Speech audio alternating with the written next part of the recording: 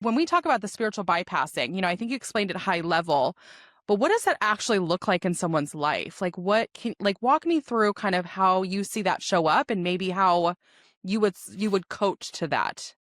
Mm, yeah, great question. In regards to the spiritual bypassing, I guess a great first step for people to work through that is to familiarize themselves with the term spiritual bypassing. So pick up a couple books and read about it. There's beautiful books from John Wellwood, I think he's called. He brought the term into our Mm, like he popularized it. I think he even came up with it, and he's really about bridging the gap between spirituality and psychology. So really putting the emphasis on the deep psychological work, which is more related to our personality, to our persona, to all the different mechanisms of what's going on within ourselves, right? And the emotional processing that comes with that, and the spiritual, which is just as critical and important. I also like to make a distinction between the relative and the absolute. So in my perception of reality, there is the absolute and there is the relative. Um, and what I like to say is that we got to give relevance to the relative. So even though the absolute is absolutely true, and it's this beautiful unity and it's transcendent, that does not mean that we can't engage in the relative and say, like, in my relative domain, I have a certain code of ethics. I have a certain way in which I'm interacting with other people, right? I have a certain I have certain responsibilities as a human being that I engage with.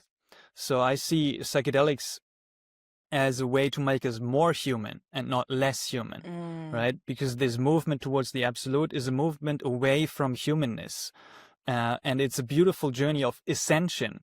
But the journey of descension is the integration that makes the picture whole, right? That's the integration. It's the wholeness. It's the ascent and then the descent. So we go deeper and deeper into the infinite and into the absolute and into transcendence and dissolution, but we come back down into deeper and deeper humanness as well.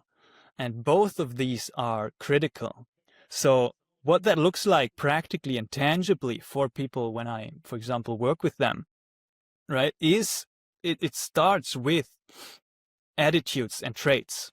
Like, what does it mean to embody the principles you've learned in psychedelic space, right? So if everything is one and everyone is one, right, what does an embodied presence of love look like in that, right? How do you see yourself in the other?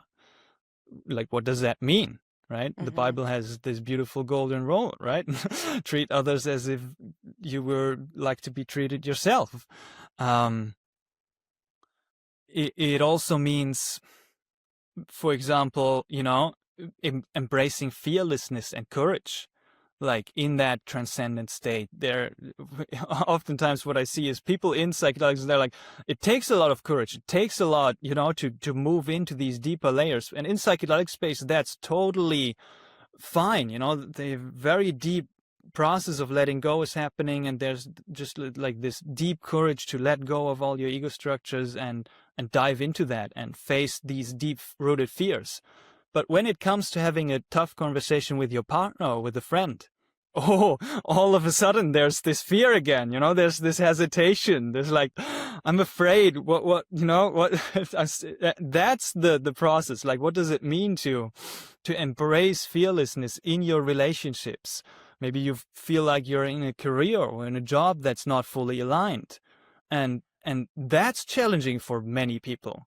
So spiritual bypassing means to, rationalize that away and say, like, it doesn't matter either way. But taking responsibility and doing the work means, okay, I want to maybe figure out like what I want to do in this life and figure out a direction and a vision that I'm excited about, and then got going and build that, and and actually, take action in the world to come into a deeper unfoldment of my potential, to give my gifts back to the world.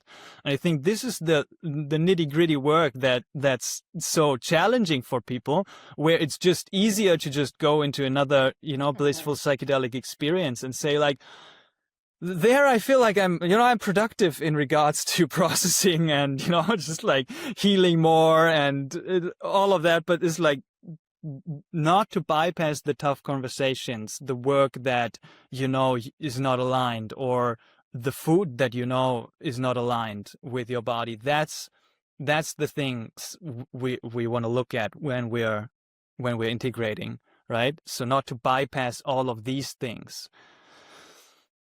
It's perfect.